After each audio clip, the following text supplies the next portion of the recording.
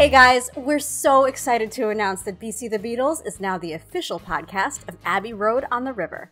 Taking place over Memorial Day weekend right outside of Louisville, Kentucky, Abbey Road on the River is a 5-day Beatles-inspired music festival with 7 stages, 50 bands, and over 250 concerts. This year, the headliners include Little River Band, our friend, Tommy James, The Circle, plus former Wings guitarist Lawrence Juber, and so many more. Not to mention, we'll be there too. And yes, we will. Big things are in store.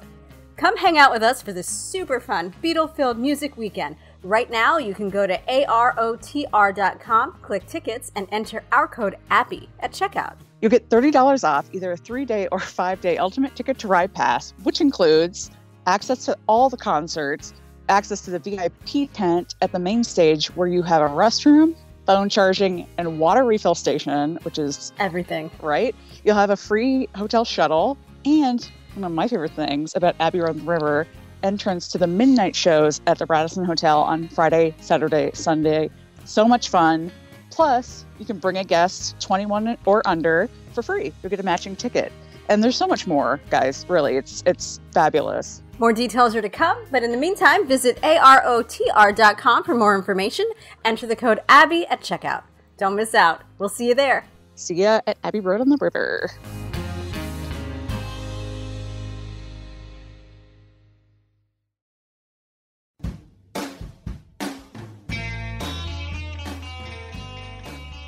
Welcome to Because the Beatles, the podcast about the Beatles, everything about the Beatles, 24/8. I'm Erica. And I'm Allison. And before we start, be sure to subscribe on iTunes or wherever you get your podcasts, or stream us on Spotify.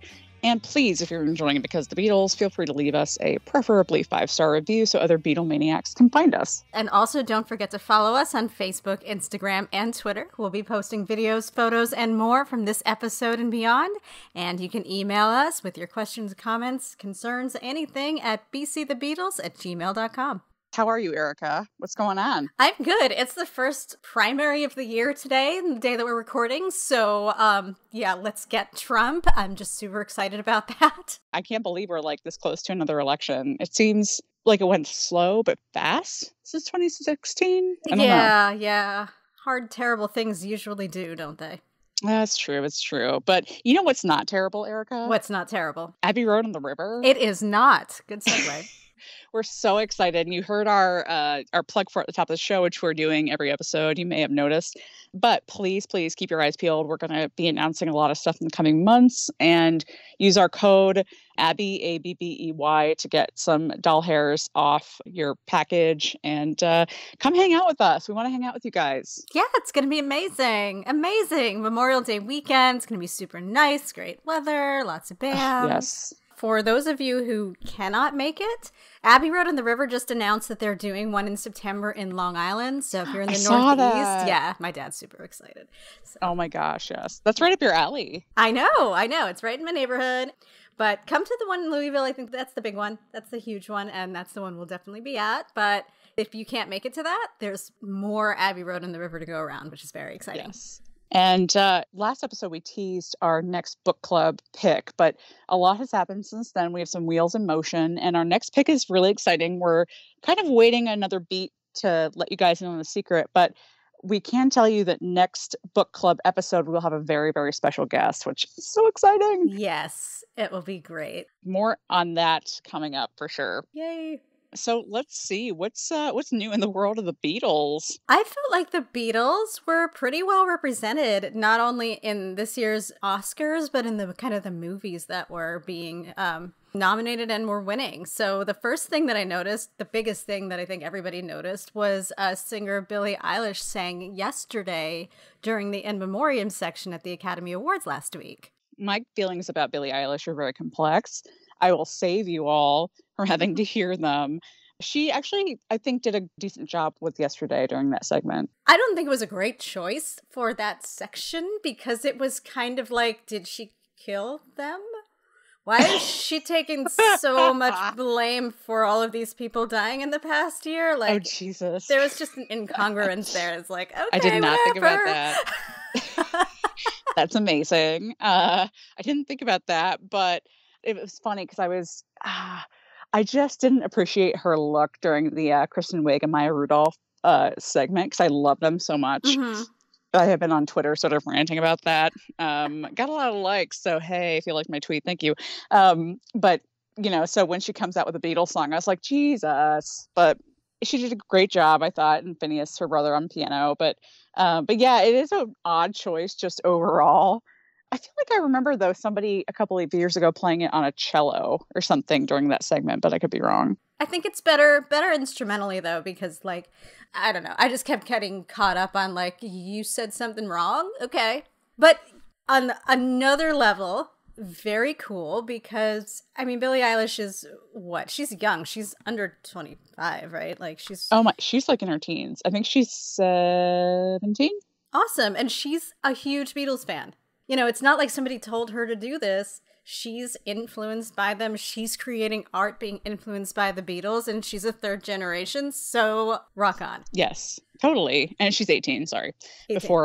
Before we get added, yeah, she's 18. But that's amazing. Yeah, totally. And who knows, like, some of her fans may have heard Yesterday for the first time that way, and that's great. So good job, Billie, for that. Yeah, and speaking of movies, I also was super late to the party, but just saw Jojo Rabbit for the first time last week. I love it. Yes, such a good movie. Yeah, I know, it was so good. And the cherry on top of the movie was the fact that they opened the movie with the opening credits to the Beatles' Come Give Me Diner Hand, which is the German version they recorded of I Want to Hold Your Hand. Yes, so exciting. I felt like a big nerd because I was watching it with my roommate and I was singing along in the German words.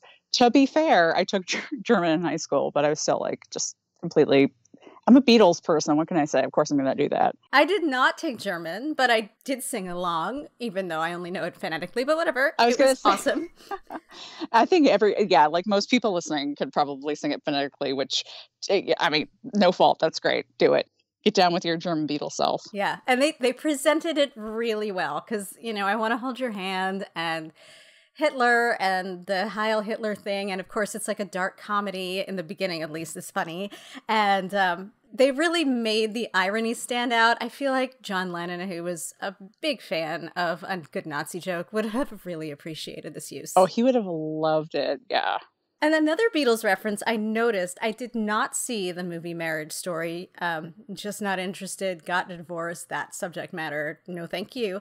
But I know it's supposed to be a great movie. Too soon. It's going to always be too soon. But the clip they showed had the family in Sgt. Pepper uniforms. So what was going on with that? Oh, yeah. So I saw it and they were like Halloween costumes. And it's a whole like storyline about like how the father wasn't involved in the Halloween and typical drama that comes with divorce with children and that whole thing. But yeah, it was like, I think Scarlett Johansson, her sister, perhaps, the kid, and somebody else were the four Beatles. But yeah, when I saw it, I was like, oh, that's so rad. Like, I want one of those costumes so bad. They look really cool. In fact, I saw something similar on Instagram, not really similar, but it was like Sgt. Pepper pajamas. You know how you can buy all that junk on Instagram and they always have those ads? Yeah, I didn't save the screenshot, but I'm going to find it. And if I find it, we're going to post it because it was great. I need those. I didn't know that was a thing. One in every color. Hey, if you make Sgt. Pepper pajamas, email us at becausethebeatles@gmail.com. And yeah, we'll take some for free. Thanks. Please do. So anyway, I didn't ask you how you were before because I wanted to ask you about it now. How are you doing? And what's going on What's going on with me? Yeah, what's happening? Not a whole lot. Life's pretty boring at the moment. No really crazy, exciting plans. And also today is opposite day because I am so stoked, Erica, as you know, but maybe you guys don't know. I am on my way 2 days from now when we're recording to the UK. So excited. I love the UK so much. Yay! And I got a super cheap fare just on the spur of the moment. And I was like, fuck it. Like, I'm just going to book it. Yeah. So I am spending some time in London and of course going to Liverpool. I could not go to the UK, and not go to Liverpool. So, to be honest, I am pretty stoked about this trip. I've been to Liverpool. I think this will be my 4th time. And they've all been really quick trips. I really need to go and take a substantial week in Liverpool. But I will tell you, I'm kind of overwhelmed because I've kind of packed my schedule. And the thing is with Liverpool, it's like it's kind of a small, big city. Like I sort of compare it to Cleveland, where I'm from. It's like that sort of like industrial, sort of like Mm-hmm. gritty, dirty, like, people are real salt of the earth. Like I love it. But surprisingly, especially with the Beatles stuff, there's new things every time I go. And especially this time, because there's the new Strawberry Field Museum. They reopened that, I believe, last year, the grounds, and they built a museum and all that. So I will be going there and going to the brand new, I believe it's Magical Beatles Museum on Matthew Street, opened by the Best family. Yes. Very excited to go there. I'm going to the Casbah for the first time. I can't believe it's taken me this long to get to the Casbah. And I've got a whole bunch of other stuff. I'm going to the Beatles story, one of my favorite places. And I'll tell you, I'm going to save something for my favorite thing. And it's like Beatles adjacent, but it kind of works. But it's something that I'm going to do in Liverpool. And then when I come back to London, I'm going to have probably the best experience of my entire life. I am so excited. I am like trying not to have a nervous breakdown thinking about it. And what is this? Should I don't want to spoil it. I will put it on social media. Okay, so how about that? If you don't follow us on social media so far, now is the time to do it because you're going to see some crazy shit coming down. Yeah. I am going to be posting like crazy from Liverpool, from London, and probably talking to some really cool people. I am going to do a cavern tour. I'm going to go to a show at the Cavern on Sunday night. That would be the 16th, I believe. And yeah, so this whole week I'll be in Liverpool, London. Please follow us. It's going to be crazy. I'm really excited. I'm trying not to get exhausted thinking about it, but it'll be just magical. I'm so excited. This is going to be great. Even though the weather there is shit, but it's okay. How shit, though? Well, I was talking to a friend in Liverpool, and she said that it's been cold and windy and hailing. So that's great. Oh, that's pretty shit, but more reason to stay inside at places like the Grapes. Exactly. Well, this particular friend and I, you might want to, maybe I'll be drunk posting on our Insta, as the kids say. We're planning to do like a bit of a Beatles bar crawl. So pretty excited. And I've, Erica, this might surprise you. I've only been to the Grapes. I've never been to like the Jacaranda, never been to Ya Crack. I've never been to the bar at the Philharmonic. Like it's time for me to really like get my feet wet in that arena. I can't wait to see the posts. Please follow us on social media. We're at BC the Beatles everywhere. And we'll be posting on our story, on our feeds. Like as much as I can, I will post. I promise. Amazing. And it's kind of a long plane ride. So what do you think you're going to listen to on the way? Maybe the new Sticking Out of My Back Pocket playlist from paulmccartney.com? Okay, so you had this as your favorite thing, our last episode. Yes, I did. And I have some thoughts on February's playlist because, of course, it's very predictable of Paul that they're all love themed, and he's got your classics like My Love and some deeper tracks from, I think there's one from McCartney 2 or something on there, which is great. But like I noticed that there's a gaping hole in this playlist because he's got like something from like Flaming Pie. He hits all kind of the good albums, but he doesn't hit Driving Rain. And that really irked the shit out of me because, okay, here's the thing. I know Heather Mills, blah, blah, blah, blah, blah. Like, I get it. But I really feel like Your Loving Flame is like a great song. And I think some of the love songs on there are awesome. And I know they're written about Heather. I'm sure he was just like, nope, don't want to touch it with a 10-foot pole.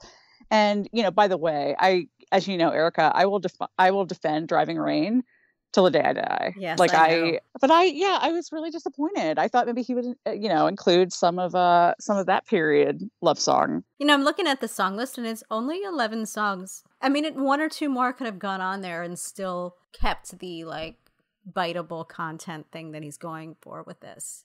Yeah, I mean, I'm sure if he put Your Loving Flame or something from Driving Rain on there, it would have like set off the internet. Like some level of Beatle fan would have caught on fire. Like it just would have created a whole tizzy with like Heather Mills and all that. But I tend to really like those songs, even though, you can have an opinion about who they're about, but I like them. Well, we're coming up on a very important 20th anniversary of that album. Yes. Reissue it, Paul. He will. Reissue it I Universal. think he'll get around to it.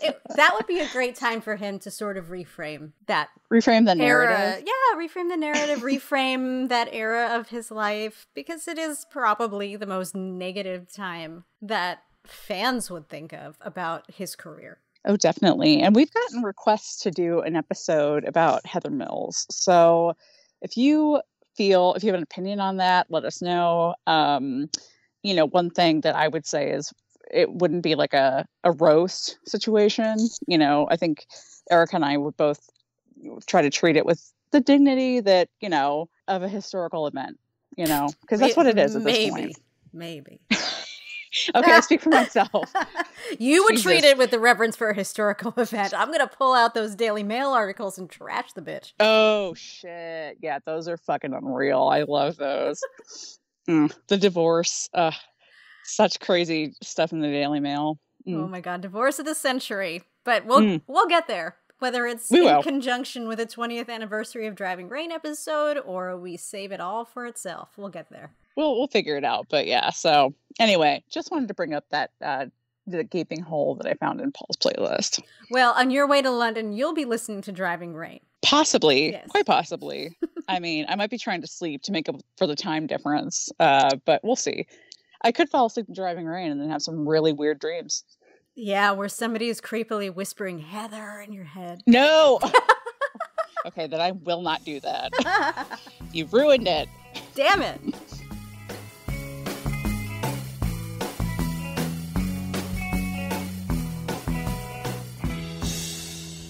Well, it's Valentine's Day, or almost, and so today we decided that we're going to celebrate John and Yoko. Yay! And this is the first time we've really talked about Yoko since we've started the podcast, which I'm actually surprised about because we are big fans.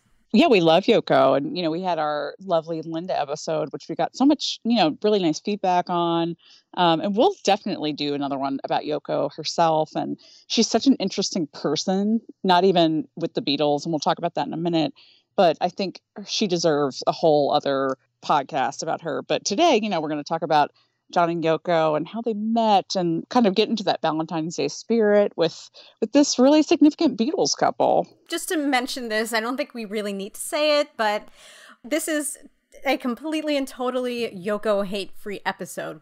What we want to really talk about is the romance and the true love and the soulmatiness of John and Yoko. And that really interesting time for both of them when they came together and started their life together. Obviously, it was super complex, and we're going to break a little bit of that down. And, of course, everybody's entitled to their own opinion, but, we're just going to kind of tell it from our perspective. So before we get into the relationship, we wanted to talk a little bit about Yoko's early life and her career and how she ended up to be in the place where she was, where she met John, because the two of them, they kind of had pathways that intersected to make them want to be together at this point in their lives. Yoko was born February 18th, 1933 in Tokyo. She was born to a wealthy, intellectual, and musical family. Her father was a banker, but before that, he was a classical pianist. She started her life in music. She started piano lessons at 4.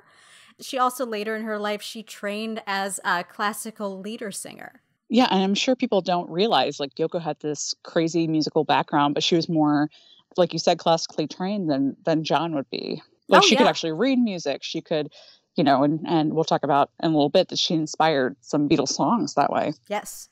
So for the first 8 years of her life, Yoko lived in Tokyo, then she lived in San Francisco, and then she moved back to Japan, then to New York City in 1940, and returned to Japan in 1941. So she was a very well-traveled kid. Yeah, kid of the world. But World War II changed her family's social status. The Tokyo bombings brought intense poverty and starvation to their lives for the first time, and though it was very short-lived in her and her family's life, Yoko has said that it really affected her. It gave her an intense understanding of marginalized people and status and what it was like to be one of those people, and she really felt like she walked with them. After the war, the family stayed in the U.S. and they settled in Scarsdale, New York, where Yoko first enrolled at Sarah Lawrence University, which was the same as Linda. Isn't that weird? You know what? It's the first in a lot of parallels between Yoko and Linda, like the whole way through. Yeah. I think they have so much in common that people don't recognize, but it's eerie sometimes. Yoko's a few years older than Linda was, so there was no overlap there, but most likely they knew some of the same people and professors. Oh, sure. And it was here that Yoko really came into her own as an artist. She met other bohemians, musicians, scholars, avant-garde people like Lamonte Young, who helped her set up her first performance space in the city, and legendary composer John Cage, who was so badass. Yeah, always in and out of her life, a mentor to her. They worked on exhibits together. I love that. I love that she had an association with John Cage. Like, that alone is so cool. That's another thing that I think people who really hate on Yoko about her musical talents don't recognize, was that maybe it's not the music maybe it's not conventional Western music, but she was a musician. She is a musician through and through. Yeah, I mean, even her experimental stuff, like, that makes a lot more sense when you say she was associated with John Cage, because it's like, yeah, absolutely. You know, they should have collabed, kind of like John Cage and Lou Reed. Like, oh my God. So amazing. But yeah, I mean, she really had this background, and I'm sure that was something that she and John connected with at some point. Oh yeah. This understanding of music as a language. And it wasn't that John was the musician and she was an artist. I think they really both felt like they were equals on both of those planes, really. Yeah, totally. Because John always wanted to do art. We'll talk about that in a little bit. But, you know, he obviously went to art college. He was an artist. He drew portraits and did like some freeform drawing and would do that with Yoko. And it just, yeah, they sort of connected in a bunch of different ways. Yeah, and an interesting crossover. Actually, John was an artist before he was a musician. Yoko was a musician before she was an artist. Ooh, eerie. That's like a Kennedy Lincoln thing. Weird, right? Yeah, very Twilight Zone-y. But as it happens to the best of us, sometimes we leave our careers for a man. And no, thanks. Maybe not you. Some of us has. Anyway, first, in 1956, Yoko left New York City. She eloped with experimental composer Tochi Ichiinagi and moved back to Japan for a few years. They were divorced a few years later, and then Yoko went on to marry American jazz musician Anthony Cox, and they had her first child, a daughter, Kyoko, a few years later. So she was always actually in and around musicians and musical life, and all three of the men that she married were musicians. Right. And of course, you know, Tony Cox would get a lot of flack later with the whole Kyoko issue. You know, John grew to love Kyoko as a daughter, and Beatles fans have a strong reaction to Tony Cox as well. But perhaps we won't get into that today, but we will at some point. Yes. Focusing on the happier times. Exactly. Valentine's Day, yes. etc. And when she was back in New York City with Tony Cox, she once again immersed herself into the experimental art world and became associated with the Fluxus Group. And that was an avant-garde artist collective. Again, John Cage was involved in this, and where some of her most important and well-known exhibits were born. Another thing I want to bring up, that in her circle, Yoko was extremely revered, and she was famous. John, I think, used to call her the most famous artist you've never heard of.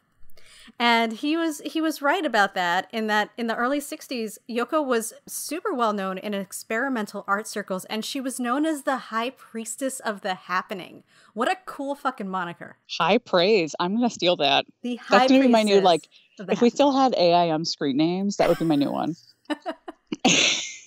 Is it too long for an Instagram handle? High Priestess of the Happening? Ooh, I don't know. Somebody try it. Let us know. But it's super cool. So, I mean, just think about, in the daring and crazy world of the 1960s experimental art scene, to be such an interesting artist, that's the name that you're known as. It's crazy. Not to mention, she's she's ahead of her time in a lot of ways, because the early 60s, you know, you didn't really have so much crazy experimental performance art or the things she would do with like Bagism and that kind of thing coming to the forefront quite yet. So that's really admirable that she was able to sort of like spearhead that movement. Yeah. And a lot of her art, I think, probably because of the fact that she integrated music and performance and traditional art and pulled from classical influences from Buddhism, from Dada, and she used space. She used, performance art and experimental spaces. So the High Priestess of the Happening, maybe a lot of that was because many of her works weren't traditional art pieces as a sense of a physical thing. They were happenings. They were either performance art or, in many cases, and I think even on her current Twitter feed, which I love. It's amazing, so much. right? Yeah. Her pieces are sometimes just a series of instructions. You can not only in her Twitter feed that there are like her book Grapefruit from 1964 and her work Cloud Piece, which is really an invitation to see the world in a different way. Yeah, I think one of the best things about Yoko's art is it's very interactive. I remember I was in London a few years ago, and I was just walking through Hyde Park, and I cannot believe it, the kismetness of it. But I came upon the Serpentine Gallery in Hyde Park, and lo and behold, they had a Yoko retrospective. And Oh, wow. I know, so I just happened upon it, and I got to go in, and it was just magnificent. I'd loved Yoko's art before that, but I just have such a deep respect for it because having it all collected in one place, and it invited us to write down our thoughts, and they had like a maze kind of like glass box that we could walk through and experience things. And Yoko really is able to bring the viewer in a whole different way. And, she's so big on people contributing. I remember when she had a tree at the Rock and Roll Hall of Fame, I think around the 20th anniversary of John's murder, and you were supposed to go in and write, I think, a dream or a wish on a piece of paper and hang it on the tree. And that thing was there for a while. But that's so lovely that she makes that kind of thing accessible. Because some people are like, oh, avant-garde art is so weird. It doesn't make sense to me. But I think Yoko really brought it to the people. She broke down any artificial boundaries that exist between art and artist. And she creates art wherever she goes and whatever she does. It doesn't even have to be a formal piece. As we said, it could be as simple as her Twitter feed. Her Twitter is amazing. Every day there's something like so full of wisdom. I love it. Mm-hmm. Yeah, she really makes you think. And if you just get past the hatred from the 60s that was unfounded and steeped in racism. I was going to say pretty racist. Yeah, disgusting. You can really learn a lot. Yep. Anyway. Another theme in her art was feminism. As we mentioned before, Yoko was always aware of the idea of marginalism and otherness since her experience with poverty during World War II. And many of her pieces aim to shine a light on the plight of women. For example, 1964's Cut Piece was both performance art and a pioneering piece of feminist speech, because in this exhibit, she invited audience members to take turns cutting off her clothes using a pair of scissors while she just sat silently in the center of the room. I mean, think about what it would have been like to have been part of this, not only as a viewer, but as a participant and, as somebody who was willing to do that, what that makes you think about women and about other people's space and about intrusion in others' lives. She didn't only just do this in 64. She did this later. And I remember it was probably maybe 10 years ago, but I remember seeing photos of Sean, her son with John, going up and cutting a piece of his mother's clothing off. But so she's resurrected this since, and I think it still holds a lot of resonance. It's so brave. I love it. This was a huge influence, Cut Piece and many of the other works that not only invited the audience to participate in the art itself, but to think while they're making this art. She brought the audience into close contact with the artist, again, breaking down that barrier between performer and spectator, which was a very new concept at the time, not just in the traditional art world or theater world, but even in the performance art world, this was new. This is still being heavily explored. I mean, she is really a pioneer. For example, modern-day performance art icon Maria Abramovic performed a piece called The Artist is Present, and this was in 2010. And it was 736 hours, a silent piece where she sat immobile in the museum's atrium while spectators were invited to just take turns sitting opposite her. Marina Abramovic, she has a school. I mean, she's a little bit older now, and she's developing a whole new cadre of performance artists in this style. And I feel that all of this really comes back to what Yoko did as a pioneer here. It's incredible. And the last thing that I really want to mention about her art was that she, like we said, and I think this is key to her really melding with John on an artistic level, was that she built an interdisciplinary community, especially in the early 60s. She opened her home to all kinds of other artists, dancers, composers, musicians, encouraged them to work together to create art. And that was really fundamental to her concept of what art was. And she herself was interdisciplinary as a classical pianist, and this was how she created art and lived her life with and without John. John, I think, always had that longing to just live artistically and that kind of thing, because I think even early on in his life, that really freed him. Like, art was his escape for a long time, and then it became the guitar, and then it became the Beatles, and then it became, just music and art in general. And Yoko, obviously, by opening her home to all these artists, was living it. Yeah, and if you think about John and John's evolution, I mean, he was always this kind of experimental artist, rebel. You think about some of like that books. Yeah, the early books, even the early like newspaper thing right, that the Daily he made. Howl. Yeah, Mm-hmm. It was all this kind of subversive, blurring the lines about what was art, what is reality. And he did that with his music, but as he got more into having to be a Beatle, I think he lost some of that in service to let's write a swimming pool kind of songs, which he he freely went into that and wanted it. But at the same time, I think around 1965, 1966, a lot of his unhappiness stemmed from the fact that he lost part of himself, that part of himself. I agree completely. I mean, I think and that's where we see kind of like the divide between John and Paul, and we can talk about that later, but it really kind of opened him up to maybe an outside influence. And of course, as we've talked about, John and Yoko at this time in 66, 67, were kind of running in different circles, but they became aware of each other for a very unlikely source. And that would be Paul McCartney. That would be Paul McCartney, the man who kicked himself for 5 years later. Right. Her first contact with the member of the Beatles was when she visited Paul. She wanted to get a Lennon-McCartney song manuscript for a book John Cage was working on. Again, still, partnering with John Cage. This book was love it. I know, it's amazing. This book was called Notations, and Paul, who may have already been aware of her because he was the first one who really had an interest in the avant-garde, well, he didn't give her anything. Nice. Classic. But he referred her to John, who thought might be interested. And he eventually sent her handwritten lyrics to The Word for this project. So here's a thing, and I don't know if you've heard about this, Erica. No, this is new to me. I know, I stuck this in our document. But so there's a rumor. Speaking of sticking it in something. There we go. There's a rumor that Paul had sex with Yoko.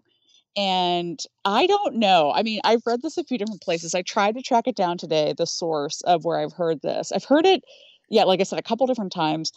But I found one source, which is the book McCartney by Christopher Sanford, which I haven't read, full disclosure. But he alludes to a time when Yoko had come over to Paul's house, presumably to ask about notations, maybe something to do with that. And they were, quote unquote, upstairs in Paul's house for a few hours. This is in Cavendish. And then they apparently came back downstairs and were very cuddly, which is such a weird image. I can't see Paul and Yoko being cuddly, but okay. No. And I don't know. And the reason that Sanford gives in this book is that, Paul wasn't always attracted to these conventionally beautiful women. And so Yoko would have been in his wheelhouse, which I think completely reduces the women that Paul loved to, just their physical appearance. Yeah, that's super gross. I would say more of like Paul was attracted to women who had a lot going on for themselves. Yoko at that point had a whole career as an artist. She had drive. She had, a lot going for her, as did Jane, as did Linda. Mm-hmm. That may have attracted him. But again, I don't think this happened.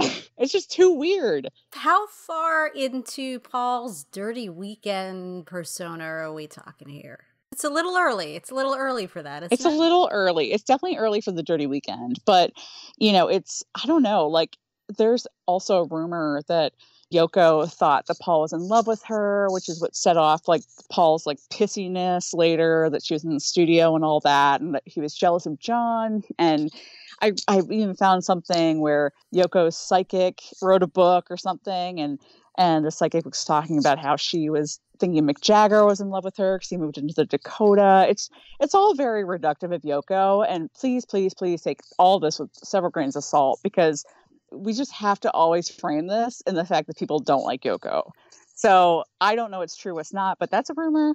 That's a rumor that she and Paul went to Bone Town, USA. That's an interesting rumor, and I like it. It's interesting. I'm interested to know more about it.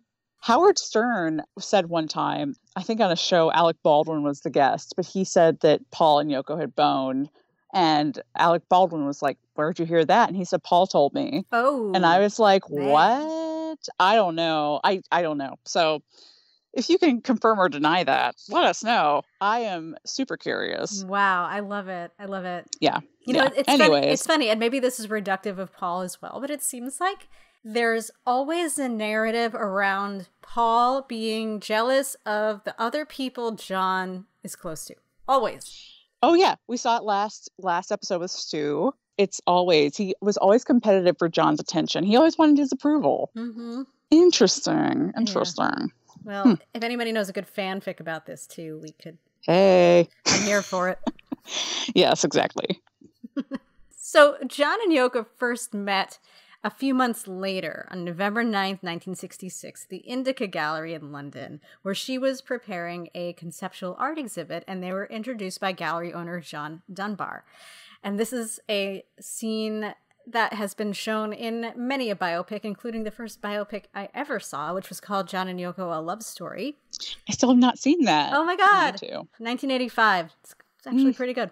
Well, as you will see in that and other biopics, John didn't really get the exhibit at first. It was very conceptual, and until he found the piece called Ceiling Painting / Yes Painting, which had a ladder and a spyglass at the top. And when he climbed the ladder and you looked into it, you see the word yes.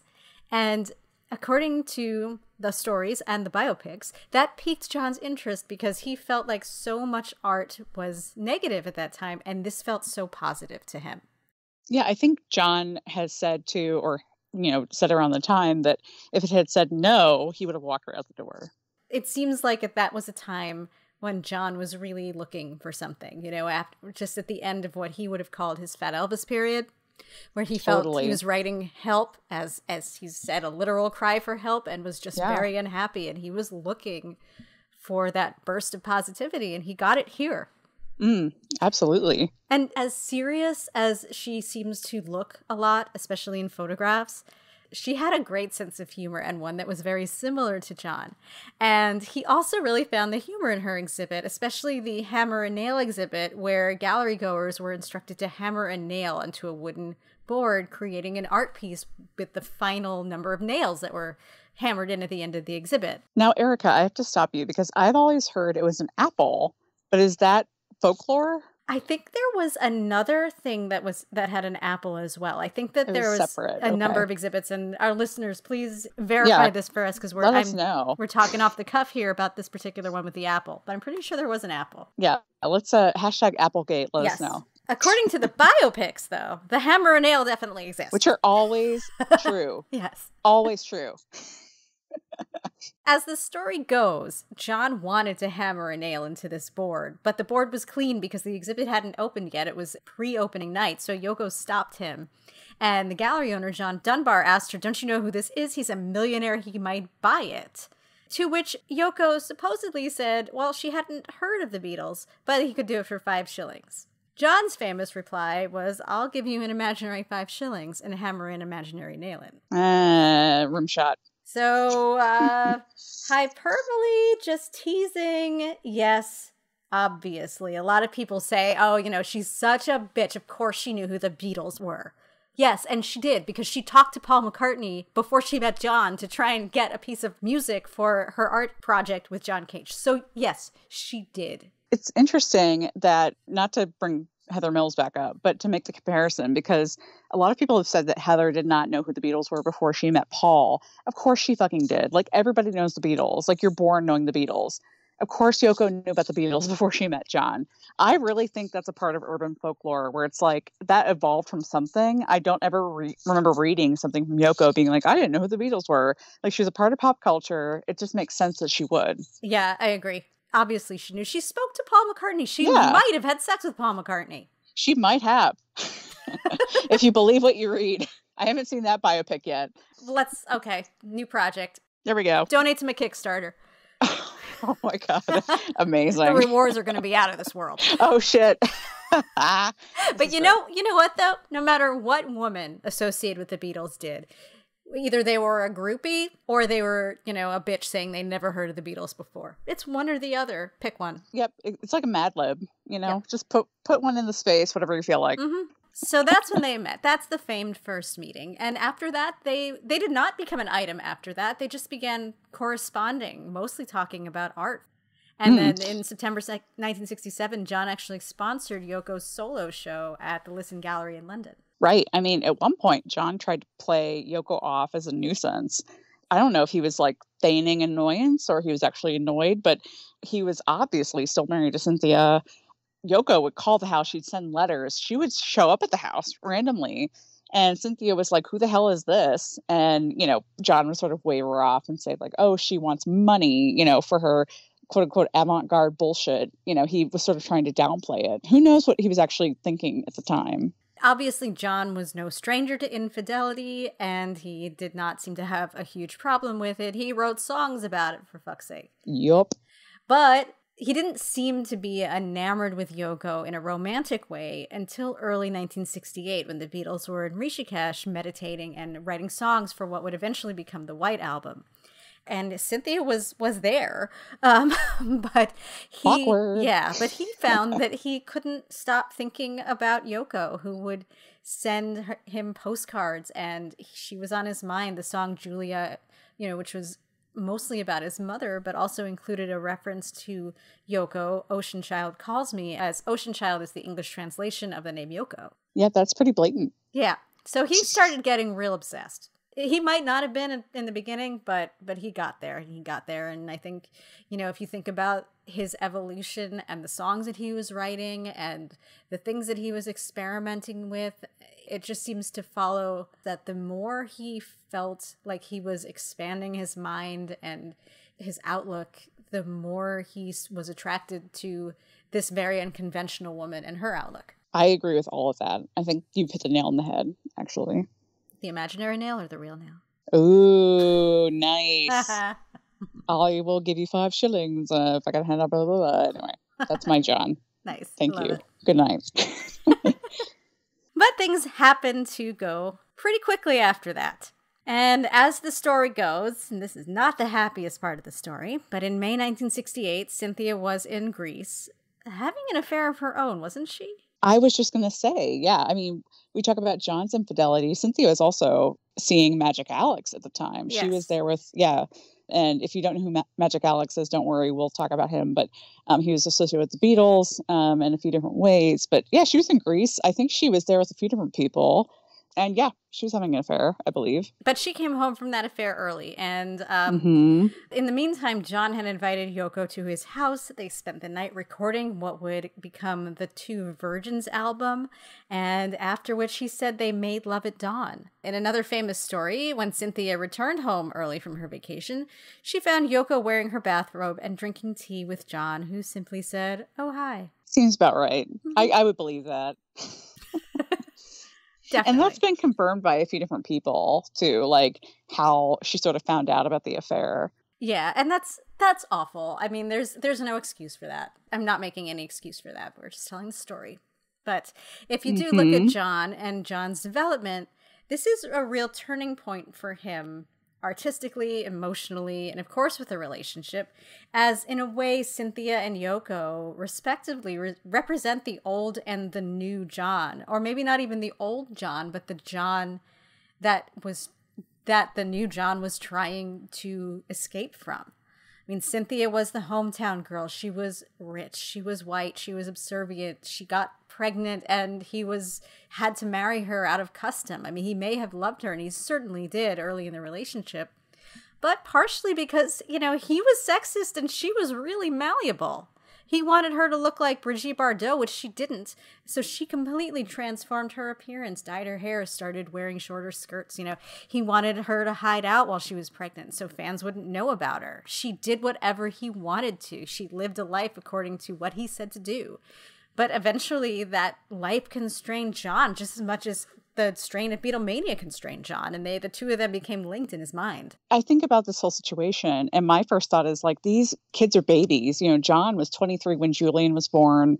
Sin was only 24. It's like they are still very young. And Cynthia, if you think about, they were brought up in the shadow of World War II. I'm sure she was taught to be a good wife, to be, to respect her husband and all of that.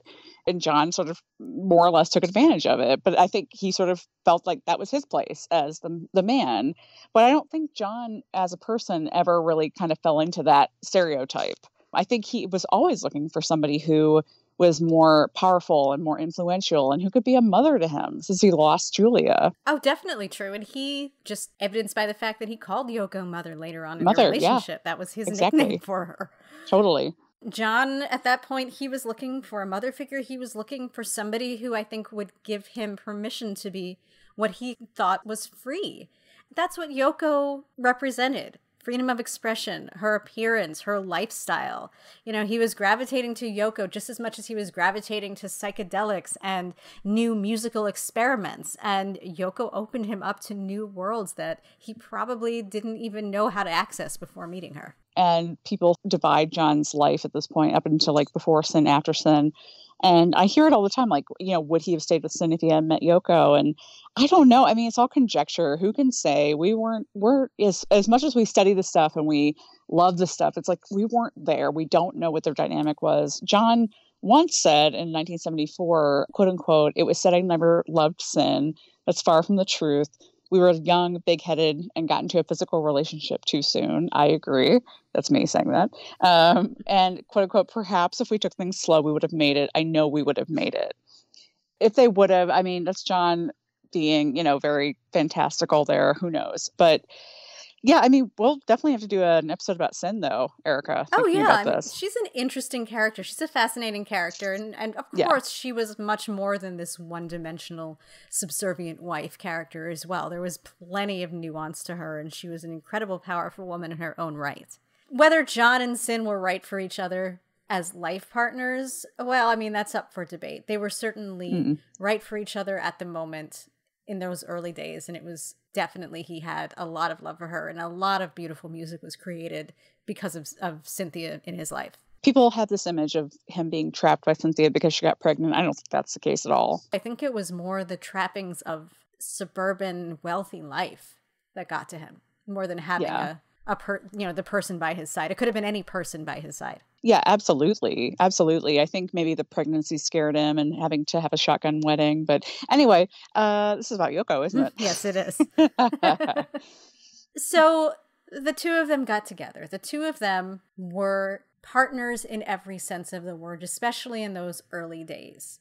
There's a lot of question about all of these so-called bad ways that Yoko's aesthetic influenced John. But none of them are bad, and many of them are good, and I think many of them also contribute to the wonderful things that even just mainstream Beatles fans love, regardless of whether they feel Yoko was an influence on them. John had already had this interest in avant-garde. He had an interest in avant-garde from his earliest days. I mean, what was Lewis Carroll if not avant-garde? What were the Goons if not avant-garde? He always loved that stuff. And I think what Yoko did was help him see the possibilities in his own world, in his own area, in his own creativity, reopen him up to what he could do. It helped him become more conceptual. It helped him move away from the mainstream that the Beatles had previously inhabited, encouraged him to develop an independent voice as a composer, as a musician, as an activist, as all kinds of things, as a feminist, as he was in his later days. And that really created not only beautiful music, like Imagine is just one of many of the songs. his activism is legendary and did a lot for the world. Totally. And I was thinking earlier today, as we talk about Paul sticking on my back pocket playlist, Oh Yoko is one of the most beautiful love songs. And all these insane songs, especially in the early days, Oh, yeah. and the Imagine album, and it's just sublime, the stuff that he wrote about Yoko. And even if you think about Jealous Guy, he wrote it during the resketch sessions. Yeah. He called it Child of Nature. And we actually talked about this in our Women on Women in the White album episode last year. But Yoko heard the song and she called him on his bullshit. And she said, this is I love that. This is not an authentic version of you singing the song. These lyrics are not great. So he shelved it. You're not a fucking child of nature, John. No. Come on. And what did he write? He wrote Jealous Guy, which is all about his own issues with machismo and with feminism and probably with his relationship with Yoko, definitely with his relationship with Cynthia. Now that came from a real place, and that's a great song. Yes, that is a wonderful song. Child of Nature is... Nah. Skip it. Yeah, it's twee in all the wrong ways. I agree. That's a great summation of that. Where Paul McCartney is twee in all the right ways. Yeah, I was thinking compare that to Paul's, Mother Nature's son. Yes. Paul was meant to do that, not John. And I think another thing that John was meant to do that he had never really done up to this point was consider the effective participatory nature of art. Intensity of Beatlemania was stifling and suffocating to the Beatles, as was said in A Hard Day's Night. John didn't say it, but he'd said similar things. So far, I've been in a train, in a room, in a car, in a room, in a room, in a room. And that life was totally against how John wanted to live. And so Yoko's style of art was a 180-degree turn from what that was. This gated life that I think Cynthia did represent to him and was so frustrating to him. It was just something so new and so different and so freeing for him. Another thing was Yoko gave John an understanding of feminism and women's issues for the first time. John was not a feminist when he was a younger man. That was not the Liverpool way in the 50s. Yoko's sensitivity toward this issue and issues of other marginalized people really inspired John to see the world in a similar way. I think, too, I don't think he recognized himself as a feminist, but I think if you look at Julia, his mother, such a big influence on him, taught him music the first time. And so Mimi, Aunt Mimi, how can you put into words what a big influence she was on him and her upbringing of him? So he recognized these powerful women in his life, the influence of women, the importance of women. But I think maybe his secret, deep down feminism, maybe was sort of tamped down. But Yoko gave him the license to explore that, and made him see yes, women are important. They obviously have contributed to your life, and it's okay to support that. That's a great point. His younger days, he was raised almost entirely by women. Right. They were such an influence. And then when Cynthia came along and when other girlfriends came along, he felt that it was okay to treat them as less than human in some ways. I think maybe he struggled with his own, like you said, machismo. And that must have been so hard for him. It's the first time I'm kind of thinking about this. That must have been so conflicting. Yeah, I'm sure it was. And you just had to act like you acted. He was very protective of himself and of being this tough guy. And, right. Yoko in her very quiet way has incredible strength. And I'm sure it takes no shit. And, he just had to see the world in a new way if he wanted to be with her. And he did. And I think it's also interesting that, that's the song from John's solo career, Woman is the Nigger of the World, was based on something that Yoko had said frequently about the plight of women. What's great about that song is that it relates to every woman, because at the base level, there's the line in there is, we make her paint her face and dance. Every woman's put on makeup to impress a man. Mm-hmm. Come on.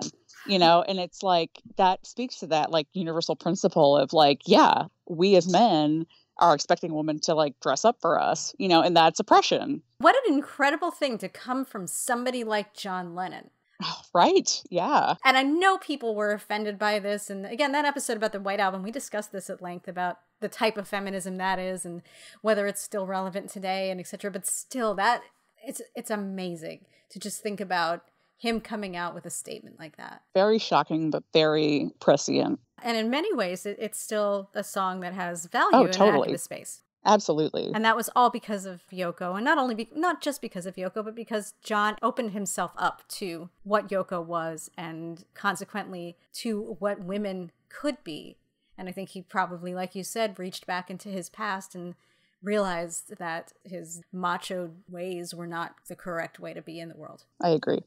The final thing I just want to mention about influence was that her avant-garde tendencies influenced John, but so did her classical leanings. Don't forget, she was a classically trained pianist, a classically trained singer, and she incorporated that into her own art, and John absorbed that as well. My favorite example of that was the song Because was only born because John heard Yoko playing Beethoven's Moonlight Sonata on the piano and was thinking about those arpeggiated chords, and in true Beatles fashion was thinking about how they might sound backwards.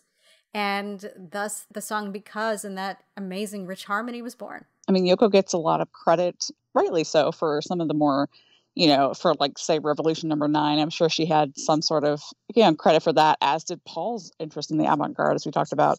But, it's interesting that she actually inspired this very sort of classical piece with beautiful chords and beautiful melodies. And I think that's another way that a re-examination of Yoko is important, because Paul was interested in the avant-garde. He was interested in before John, but because John was linked with Yoko and because that was her primary expression in the art world, everything that was beautiful was based on Lennon-McCartney. Everything that was unconventional and maybe not conventionally beautiful was blamed on Yoko. Yes, exactly. So this was a beautiful love story. There's so much more to talk about. So much more. Yeah.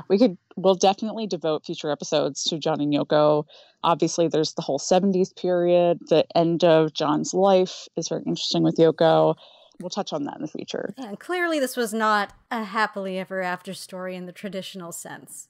But I think if you look at it at the beginning and you look at the end, it most certainly was. Definitely. And, like we said a million times this episode, many Beatles fans, many diehard, like dyed-in-the-wool, like hardcore Beatles fans really hate Yoko. It doesn't make any sense to me or Erica, but I think if you sort of take their love story in context, it's like, oh, you can kind of see how they were sort of drawn to each other. I was at a fest once, and we were watching Let It Be in that movie room they have, and Yoko came out on the screen, and some first-gen white man actually pointed his finger gun at her every time she came on the stage. Like, I couldn't even... Oh my God. I couldn't even watch the movie anymore. I like, her hatred was so overwhelming that this guy started like making gun references towards John and Yoko while watching it. Like, he couldn't even, like, come on, get out of your head, man. This is like ridiculous. Wow, that's insane. Like, I have so many things I want to say, but I'm just exasperated by that whole thing. That's crazy. It's violent. It's racist. It's awful, and it's unfortunate. I feel like a lot of it must come from the fact that for John, falling in love with Yoko didn't just mean falling out of love with Cynthia, but it kind of also meant falling out of love with Paul. Oh, yeah. Right? I can see that. Definitely. I mean, John and Paul were a love story in their own way, and it wasn't just them. The love was shared with all of the fans, I mean, could you imagine, like, the visceral heartbreak that John moving on to Yoko would have brought on for a lot of fans? Right. Kind of like Paul taking up with Linda, but with Yoko, I mean, there were two parts. I mean, first is that John was also changing. He was becoming more this avant-garde version of himself, where Paul, you can still see 1961 Paul in Paul today, But for John, he was really transforming.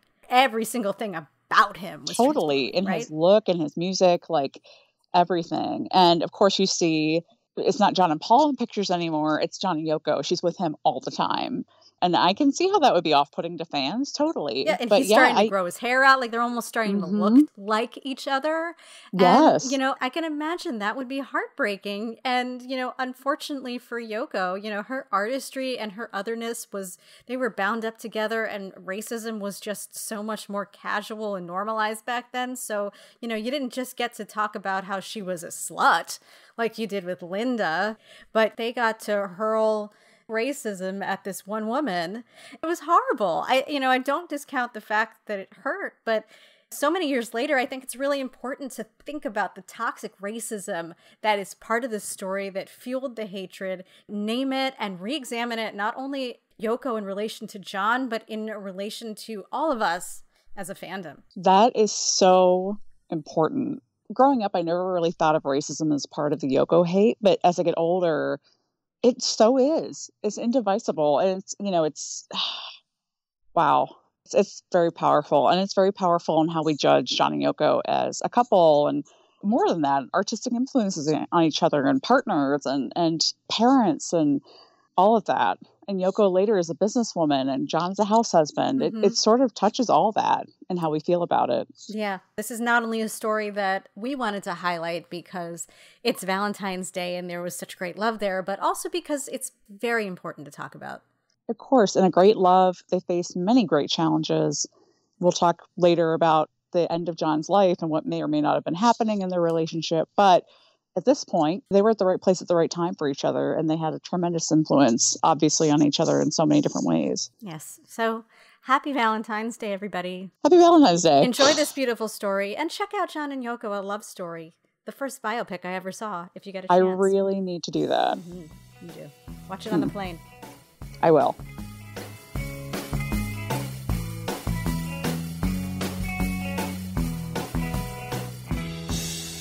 We will conclude, as we do every episode, with our latest Beatles obsession. Erica, I will go first. Is that Please okay? do. Please do. What are you obsessed with? And I'm dying to hear. I'm busting, dude. Okay, so that's why I sort of co-opted this thing, because, okay, so there is an amazing concert going to take place in Liverpool on Monday the 17th. And it features a lot of Merseybeat bands, like members from the band. So Jerry and the Pacemakers is on the bill. Oh my God. Mike Pender from the Searchers, Billy Kinsley and Terry Crane, I believe. Or no, wait, that's our guest. Terry Crane? Terry Crane. What? He's one of the Merseybeats? No. But the Merseybeats, the Undertakers, like members from all these great Liverpool bands, Swinging Blue Jeans, are on the bill. Wow. Playing with members of the Philharmonic. How amazing is that going to be? Oh my God. You're going to love this. They have a girl who's going to sing Scylla songs. Oh my God. You have to film this. You have to put it on Instagram. Holy shit. Oh my God. I know. And for some reason, there's going to be a Buddy Holly impersonator. I don't know, but I'm here for it. Okay. Plus a Beatles tribute band. So your girl got the very fucking last ticket for the show. Holy shit. What night is this? This is Monday. Will be President's Day here in the U.S., but it's Monday the 17th in Liverpool. Monday the 17th. If you have not followed our Instagram, follow our Instagram. It will be there. Yes, it will. Oh my God. Oh my God. I'm so excited. I was like, oh shit. Like over the weekend, I was sort of just checking, I check Facebook events every once in a while to see like, hey, what's going on? And I checked it and I was like, oh, this is happening? Okay, yeah, I need to make sure I'm there no matter what. So I can't believe it. It was almost sold out. And as soon as I bought the ticket, it sold out. Oh, I'm so grateful. So glad I got the last ticket. It's actually a decent seat. So yay. Oh my God. Yeah. Anyways, so that's my thing I was teasing in the beginning, but I'm so excited. I can't wait. Woohoo. That's ridiculous. It's Beatles adjacent, but it works. It's Liverpool. Like, could you be more Beatles adjacent though? Like, it's literally Beatles adjacent. It's literally the bands that played alongside the Beatles. Yes, exactly. So I am so excited. And yeah, I can't wait. I love that. I love that. Yay. I can't wait. Anyway, I'm going to stop my gushing. But Erica, what is your Beatles obsession this episode? So my Beatles obsession and, thinking about art and artists and Billie Eilish and Yoko and all of these people who create art in and around the Beatles community, I like to think about people who also do stuff like that. And one of the artists that I like, and it's a bit of a shameless plug because he happens to be my partner's cousin. This artist, his name is Morgan Jesse Lappin, and he's a collage artist. And I don't know if you've ever really seen like full-scale collage art, but it's amazing, like analog collage art. So he takes very old magazines and he cuts them together to create these massive works of art. It's just beautiful. But he also loves the Beatles, just like basically everybody I know, so it's wonderful. And he's created a couple of Beatles-related art projects fairly recently, both in collage and also just musically, because he's also a musician. He did a great cover of Let Him In.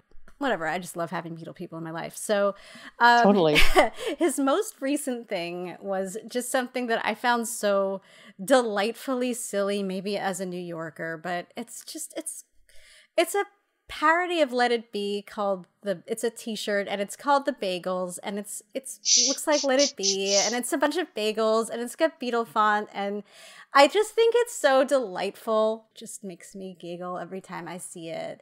And it makes me so happy in this world to see that artists are creating things that reference the Beatles, that are based on love for the Beatles, and that is the way we continue this fandom to me. So when I see Beatles art that really just makes me smile, I like to call it out. And this one is wearable, and it's on Etsy, and I just wanted to call him out because, you know, keeping the Beatles community going. So I'll post a link to the shirt because it will give you a giggle. And, you know, if you want to see some fantastic collage art, you can look up Brooklyn Collage Collective or Morgan Jesse Lappin. So yeah, the bagels. You might see me wearing that shirt at Abbey Road in the River because I've got one. Ooh. Yeah.